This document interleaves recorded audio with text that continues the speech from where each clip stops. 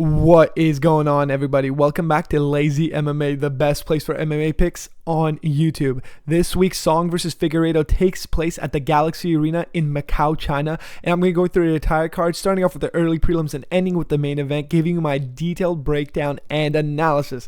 This is an alright card. You know, a lot of these guys I even do not know myself. I had to go back and watch some of the regional scene tape. You know, they're trying to get their Chinese fighters to show out, and that's why they booked the main event. The main event of Doom of Song and Figueiredo. I'm going to rip this card pretty fast. I am getting ready to go to Turkey, but you know, we stay locked in for these picks. It doesn't matter if I'm in Turkey or if I'm in Canada. I'm giving you guys picks wherever I am. So let's start off with the early prelim opener of Loma Lekbume versus Jacqueline Emorem. Loma Lekbume, look, she's from Thailand. She's a Muay Thai fighter. It shows very much in her fighting style. She's not the greatest mixed martial artist. And on the side of Jacqueline Emorem, she doesn't have the greatest striking, but she does have pretty good overall mixed martial arts. I'm going to go with Jacqueline Emorem by submission. Listen, Loma Lekbume, like, she was getting taken down left, right, and center in the last fight. She's a striker. She's a Muay Thai specialist, but this is MMA. This is the 21st century. You need all aspects of the game. And Jacqueline Emorem, though she is coming off that loss against Mizuki Inoue, before that, look, she was on a 4-fight win streak of Polyana Viena. Doesn't even matter. Vanessa Demopoulos, who also doesn't really matter, but if you look, they're consistently subs against lower level opponents who always lack the grappling department, and Loma Lekbume, she does not have the grappling department. If Jacqueline Emorem can get her up against the cage, force her weight on her, I do believe she can find herself a sub in round 2. Now let's go into the next event of the night. We have Kang Zhu versus Rodrigo Vieira, El Gato Loco. He is befitting of that name. He really is the crazy alligator. Listen, Kang Zhu, both these guys are on win streaks. Both these guys are young prospects. Both these guys have really respectable records. 21-1-1 on the side of Rodrigo Vieira, 21-4 on the side of Kang Zhu. But here's the thing, man. Kang Zhu's got really great defensive grappling. He's got all right offensive grappling. You know, he likes to throw it in there to score points, but when it comes to his striking department, he leaves himself open. He kind of welcomes a dogfight in order to land on you. And I don't think Vieira, he's not going to get dragged into a dogfight and start being sloppy. He picks his shots well, and he lands devastating shots. And Kang Zhu, he eats a lot of shots in his fights. He's been dropped. And I think that his most recent win over Bing Ji on the regional scene, and a lot of these fights are on road to UFC, and you guys know my personal opinion on road to UFC, man. They are not UFC level comp. They're glorified regional scene, and Rodrigo Vieira, he's fought some legit opponents on the regional scene, and I'm excited for him to make his debut, and I have to pick him to win this fight by KO in the 2nd or 3rd round. Now let's move up to the next fight of the night. Oh yeah, banger, Dana White, banger. Angela Hill versus Jing Zhang. Whoa, I didn't mean to say it like that, but Angela Hill, man, she's been around forever. I respect her. She's hilarious. She's fought everybody and anybody. You know, I hate to use this word, but she is a stepping stone in this division. But she is a real test for these fighters. On the side of Jing Zhang, she's making her debut at 38 years of age, man. And her wins on the regional scene, they're all right. They're at 1, so, you know, I respect the wins. But, you know, we've seen how these 1 and these Bellator and PFL fighters match up against these UFC girls. But on the side of Angela Hill, man, she's taken a lot of shots over the years. Like, she's not one of those girls that goes out there and gives you a boring fight. She likes to scrap. And though that's awesome for the fan, I think that it's really shown in her last fight again. It's been Lucindo that she eats too many shots. She's worn down. Her cardio's slow, and she's also in enemy territory in China. And how's that going to affect her? And I don't even necessarily mean crowd control or whatever. I'm talking about acclimation change. And I don't know who I'm going to pick in this fight. I'm going to go with Jingnan Zhang, but it's not a really confident pick. It's just more on the side of Angela Hill's 41, and she's a rough 41. She's eaten so many shots over the years, so I can't really trust her to win an MMA fight nowadays. So I'm going to have to go with the hometown hero of Jingnan Zhang.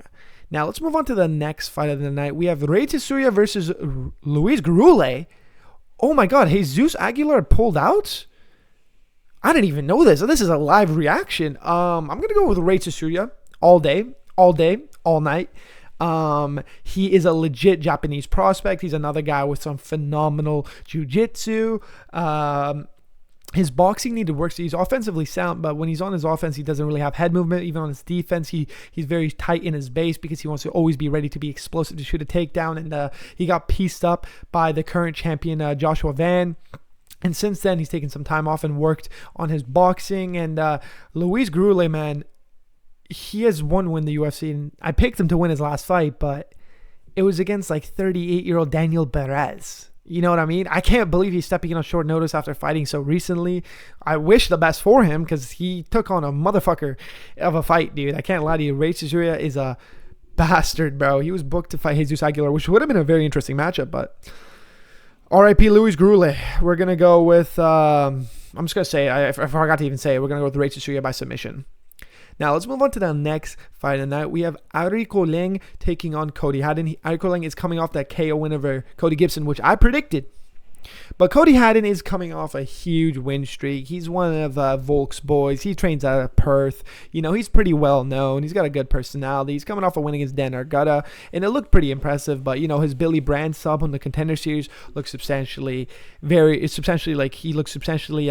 in the grappling compartment. But he's kind of a boring fighter. You know, I wouldn't say he has a lot of mustard behind his hands. I'd say he's got really great fundamental boxing. He chops at the low leg every now and then, but it's not like a main tool in his arsenal. But he's a mixed martial artist. He reminds me of like a Volkanovski. He can switch it from the striking to the grappling at the drop of a hat. And he times his takedowns while he's having an MMA fight. You know, a lot of the guys, if they're feeling themselves in the striking on that given day, they're going to be just striking. But no, he lands the takedowns. He scores the points. And Aurico Leng, man, he's had a really bumpy career.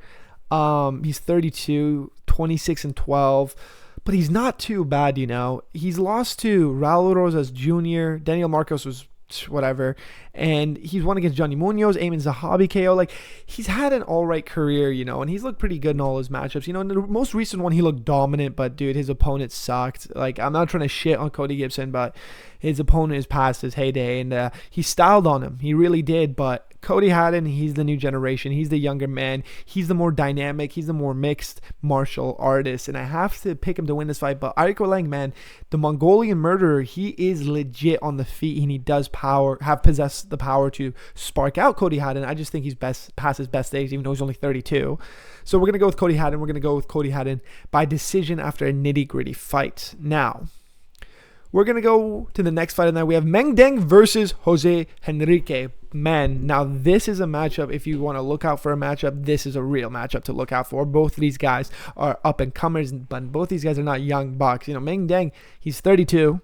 Jose Henrique is 24. He's on a win streak, but he also lost on the regional scene. Both these guys are making their debuts. Both these guys are pretty good, but Meng Deng, man, I've seen this guy scrap. And he's in there to have a fight. He's in there to make you uncomfortable. He's in there to push you up behind against the cage and land devastating shots. He'll clinch up with you, but he doesn't clinch up with you to cage hug you like a blob. He cage hugs you to start landing devious elbows, knees. He's got really good Muay Thai. He's really dangerous, you know. Jose Henrique, yes, he's got great jiu-jitsu. Yes, he's got good shots of his own, but he can be pressured against the cage, man. When the fight's not going his way, he's one of those types of fighters that he doesn't deal with pressure really well. You know, it takes him a second to maybe expose his opponent's openings, but he can really be easily pushed onto the back foot. And I think that Meng Deng, man, he's too much of a dog to lose this fight. So we're gonna go with Meng Deng, and we're gonna go with Meng Deng by KO in the third round. I think he's gonna piece up Jose Henrique. He might have some early trouble with the takedown attempts, but I think eventually he's gonna be able to pressure Jose Henrique and get the cage, land those body shots, make Henrique drop his guard, circle out the cage, maybe shoot a lazy takedown, and eventually get finished by Meng Deng against the cage after wearing him down in the third round. Now, we go into the next fight tonight. We have Luis Felipe versus Yaksek Lee. I'll be honest with you, I don't know who either of these fuckers are. You know, like, no disrespect to them. You're in the fucking UFC, but they haven't made their debut yet. I haven't seen the regional scene for this one. You know, I'm supposed to do my homework. I'm the analysis guy, but I can't sit here and give you guys a bullshit pick. We're going to go with Yaksek Lee because I guess he's somewhat in home turf. He's Korean, though, so he's not in home turf, but his types of people, I guess. You know what I mean? Those are his boys. The Asian continent are definitely going to root for the Asian fighter. So literally zero analysis. I'm going to go with Yaksek Lee. So don't hate the player, man. At least I didn't give you a bullshit fucking breakdown. But this fight, Sumer Derji is taking on Alex Perez in the next matchup of the card. Oh my god. This is a good matchup. Listen, I've always been a Sumer Derji hater.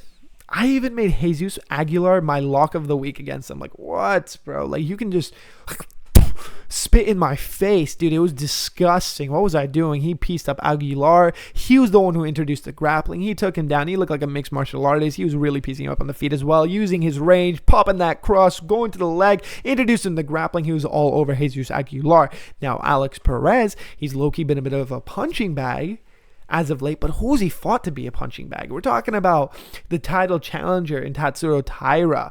We're talking about guys like Asu Ambalayev, Muhammad Makayev.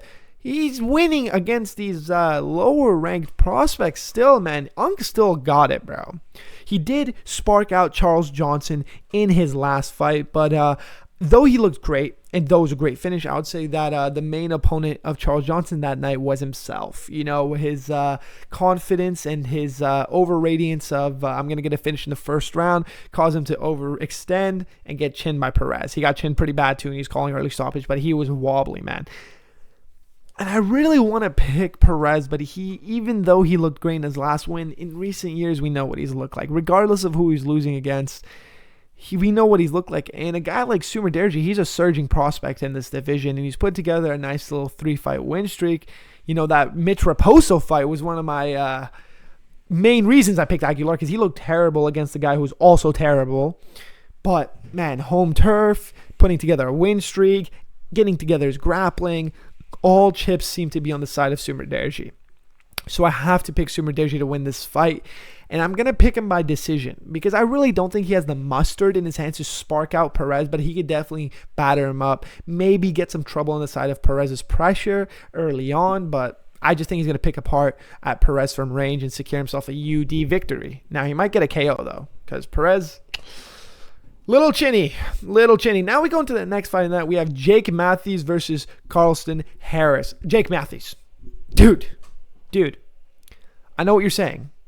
Okay, I know what you're saying. Neil Magny, submission. He tried to get it overturned. What was that? I don't know. Listen, Jake Matthews is legit. Jake Matthews has been around since his early 20s. Jake Matthews has been in the UFC forever. And Carlston Harris, man, other than being on the side of a highlight reel finish, he really has done fuck all in this sport. I don't want to disrespect him, but he's done fuck all. We've seen his ceiling. He looks the same in every fight. The guys he beats are just regional scene level guys that came into the UFC that don't have the experience to deal with a veteran savvy guy in his side of Carlston Harris. But Jake Matthews is not that guy. He's the crafty unk in this matchup, which is the crazy thing. He has substantially more experience than Carlston Harris. He's been in the UFC for longer than Carlston Harris. He's been around the block, man. And I think he's going to come out there, and I think he's going to make a legit statement that, hey, that submission loss against Magny was bullshit. I'm here in the welterweight division. I'm here to get finishes. I'm here to cement myself in the rankings. And I think that he was on a nice little win streak prior to that. So we're going to go with Jake Matthews to secure himself a finish in the first round. And I was going to pick Sub because this guy's got a dirty guillotine, but Charleston Harris is pretty chinnable. So we're going to go with Jake Matthews to secure himself a highlight reel finish in the first round. Now we go into the next fight night. We have Kai Asakura taking on Smotherman. Listen, Cameron Smotherman, you might know him from that infamous Michael Bisping clip of him being like, I don't have empathy for these fighters. You're here to make weight. You're a professional. And him passing out and seizing on the ground after making weight. Listen, Cameron Smotherman's a striker. Cameron Smotherman doesn't have grappling. He got out-grappled by Ricky Simone. And what I'm trying to paint a picture here of to you is that this is going to be a kickboxing match from start to finish. And in a kickboxing match, I would be crazy to not take Kai Asakura. And I know, bro, a lot of people are going to be like, this guy's gone fraud checked. He lost to Tim Elliott. He lost to Pantoja. He got subbed twice in a row. Tim Elliott put him in a guillotine. Crafty unk performance. But listen, Tim Elliott's a crafty unk. He's got his weird little style. He put up a good fight against Urseg. And Kai Asakura, granted to him, man, he was piecing up Tim Elliott, but, man, he has no grappling, and he got caught. And when you get caught by a guy like Tim Elliott who's a vet, you're going to tap. So I got to cut him some slack, but I really still believe in him as a prospect. I know what everyone's thinking. Like, this guy came in like step aside LeBron. We got Kai Asakura. I know how he came into the UFC, but he's still like that, bro. Him and his brother, they got fucking hands, my boy. And Even that knee against Pantoja, man, he almost chinned him. And I hate to bring that up because it's like, okay, dude, that's a fucking like momentary lapse of his highlights. But no, seriously, dude, Kaya Sakura, he's got great range management, great teeps, great low kicks, and he's got really, really good unorthodox spastic movements like his flying knees. Like, he's not scared to take risks in the striking department. He really isn't. And I like that he's got the confidence to take those risks, because Cameron Smotherman, man, he's got power in his hands. He's got good reach management of his own, but he keeps his head on a swivel. He does not keep his head off the center line. He doesn't introduce the grappling. He just basically plods forward towards you and tries to be the more athletic fighter. But you're not going to out-athletic a guy who's so springy on his feet, former 135er. He's the bigger man this fight. So we're going to go with Kaya Sakura, and we're going to go with Kaya Sakura by knockout. I think that he's finally going to get his highlight reel finish and make a statement in the UFC and put some respect on Kaya Sakura's name. He's another Japanese fighter, and Japan is due to get a card. So he's going to finish Cameron Smotherman. Now, let's move on to the next fight of the night. We have Sergey Pavlovich versus Talson Teixeira. Oh my fucking goodness. This is truly the matchup of doom. I guess they're sick and tired of Talson Teixeira because he came into the UFC and he beat Junior Tafa. Congratulations. Got violently chinned by Derek Lewis, and then lost won a blob off against Tai Tuivasa. And I think that they realized that this is not the prospect that they thought he was, because he's 6'8". So they're like, oh, this guy's going to be a crazy prospect. But they're now feeding him to Sergey Pavlovich. Listen, Sergey Pavlovich, man, I feel like people fucking forget. As Joe Rogan likes to say, people forget, man. People forget. Sergey Pavlovich at one point was the boogeyman. I even thought he was going to be the next champ. Dude, this guy was knocking out every single contender in the first minute of the first round. He lines up his cross and releases a barrage of his opponents. But, after he got chinned by Aspinall, he seemed to have lost his confidence a little bit. And then he had a really unfortunate matchup against his former best friend, former training partner, Alexander Volkov, where you can make the argument that Volkov was so great in this fight because he has hours and hours of experience with Sergey, knows he's a boxer, and Volkov really utilized his legs and his reach and his length to keep Sergey at bay, never let that right hand land, and just piece him up on the feet and secure himself a decision. But since then, he got a bounce-back win over Jairzinho Rozenstruik by UD, where he was scared to pull the trigger. I'm telling you, his confidence was gone. And even his fight against Costa, he looked a little bit like more he's there. But in that fight against Rozenstruik, it looked like his confidence was gone. He forgot that he's the boogeyman. But now, slowly, after putting two wins, beating actually a decently ranked opponent in Waldo Cortez Acosta and like low-key almost chinning him, I think Sergey is getting back on the wheels right now. He's not even that old. He's only 34. And a heavyweight, dude, like you can go until your 40s, man. And Sergey has been needing an opponent to chin. And I think Talson Teixeira is the opponent to chin. Because what is Talson going to do here? Grapple him? Like he did against Tai? Dude, Sergey is a former Russian Sambo champion. Like, this guy's the better grappler. He has the better gas tank. He has the more power in his shots. I think Talson has nothing here except his range, but his range is only in principle, as in he has the range physically, but he doesn't utilize range properly. Tai Tuivasa was able to get into the boxing pocket with you. What is Sergey Pavlovich going to be able to do to you? He's definitely going to be able to break that range. He's definitely going to force you up against the cage. He's definitely going to make this into a boxing match and not even get into your kicking range. And I think he's going to chin Talson Teixeira in the first round. I think that Sergey's going to land that right hand when Talson, because Talson does back up against the cage, even that fight against Derek Lewis, before he got chinned, like, Talson's not a guy who's very hard to keep off the cage, like, Talson's, like, he doesn't really, like, pressure his opponents too well, and Sergey lands that right hand and lands his barrage that follows after. Talson's going out, man. He's going to go out. He's got nothing for Sergey in this fight. So we're going to go with Sergey Pavlovich to slime out Talson Teixeira in the first round. Now, we go into the co-main event of the evening. We have Mingying Zhang versus Alonzo Menefield. Alonzo Menefield is coming off that atrocious loss against Volkan Oezdemir, where he just ran forward towards him in the first half of the first round and got violently chinned. But before that, he got a great upset win over Omar Sy. On the side of Mingying Zhang, he put together a nice little win streak. Here's a little bit of lore drop. There was a guy in the UFC a few years ago, the Ukrainian guy, that rigged his record to get into the UFC, and Ming Yang Zhang was one of his wins. Just throwing that out there. But anyways, Ming Yang Zhang, man, he just got finished by Johnny Walker. But Johnny Walker is a devious matchup for Ming Yang Zhang. How is Menefield going to match up with Zhang? Let's talk about that matchup with Zhang and that loss against Walker. Look, Ming Yang Zhang likes to use his Muay Thai. Ming Yang Zhang likes to be in close range. Ming Yang Zhang has good grappling. Ming Yang Zhang has really good cage dominance and cage control. Devious elbows in the clinch. But he is a boxer in the sense he puts a lot of weight on his lead leg. And the rangy kickboxer-esque guy that Johnny Walker is, he was able to pepper that leg kick and break down Ming Yang Zhang, get takedowns, take him to the ground, and eventually finish him, you know? That was a devastating matchup, but we're not going to be seeing Alonzo Menefield throwing leg kicks out there like a Brazilian, listen to fucking funk music. Alonzo Menefield's probably going to do what he always does. Atomic Menefield, man. Atomic Alonzo? He runs across the fucking cage, tries to land bombs, and he tries to wrestle every now and then when the fight goes into later rounds. For some reason, Alonzo never tries to like start off the fight smart. He tries to bang out in the first, and as the fight goes longer, he starts bringing in his grappling. But the grappling I favor to Ming Yang. The cardio I favor to Ming Yang. The age, the youth, the experience I favor to Ming Yang.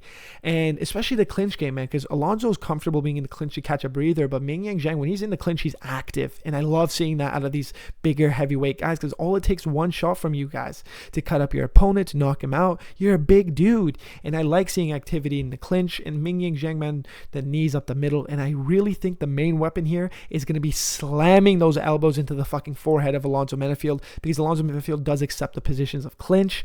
And I think Ming Yang Zhang is going to have a bounce back victory here, and I think he's going to chin Menefield in the second round. Now let's go into the main event of the evening. Oh, Figgy, what are we going to do with you?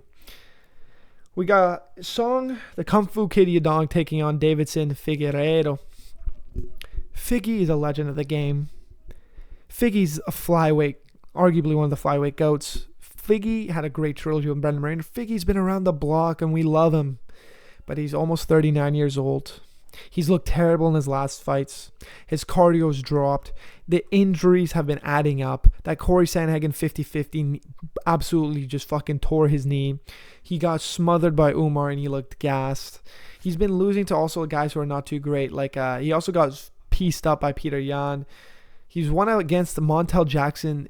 In that win against Montel Jackson, I gave it to Figgy, but a lot of people gave it to Montel, man. You got to say it how it is. Figgy, man. And I hate modern day MMA fans because they can't accept the fact that fighters at different stages of their career are different people. And at one point, this guy was legit, and at one point, this guy was on his way to becoming like a staple in the flyweight division. But now he's not the same guy. It's almost like I think of him as two different people. And cardio, injuries, age, it's all adding up. But no one has yet to crack the chin of Figgy. But I think it's time. I think it's time for a guy like Song Yadong to come out there and chin Figueiredo in his home turf in spectacular fashion and make a statement and let them know that, hey, I've only lost to the best of the best. I'm still here and I'm still coming for that belt. He's got 5 rounds to find the chin of Figgy. Song Yadong's got 5-round cardio. Song Yadong's got 5-round power. He's got it all, man. He's explosive, and he grapples. I would say in the grappling department, it even favors him because he's a stronger man. He's the more explosive man, the dynamic man. He's got the fast twitch muscles. And Figgy, man, it's been nice knowing ya. But unfortunately, you're going to get slimed out, and unfortunately, we're going to have Song Yadong dunk on you, and we're going to have a serious Chinese prospect in this division. All respect to Figgy, man. All respect to Figgy. I think if he loses his fight the way I think he will, retire, brother. Save your legacy. Don't turn into Israel Adesanya. Don't turn into Tony Ferguson. You were legit at one point, but you can even tell, man. You know, I talk really fast-paced usually in my videos. I'm splurting out information. It's like I'm just like fighting with myself, wanting to talk. But in this matchup, bro, you guys don't understand. We're about to see Figgy get slimed out.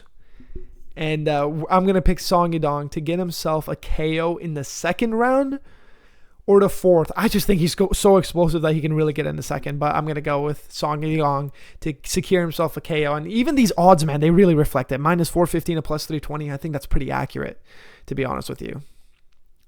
Well, that's been the entire Fight Night recapped analysis of Song Yadong versus Figueiredo. I'm going to be in Turkey for this match, so I'm not going to be able to give you guys initial reaction. But I'm excited for this matchup. I'm still going to try to watch it. I've never missed a UFC event in the past 8 years. I pray for Figgy, man. I pray for Figgy. Let me know down below how you think Figgy goes out, if he goes out, because a lot of people think he's a good underdog. Anyways, leave a like, comment, and please consider subscribing. Lazy MMA, lazy analysis, serious results.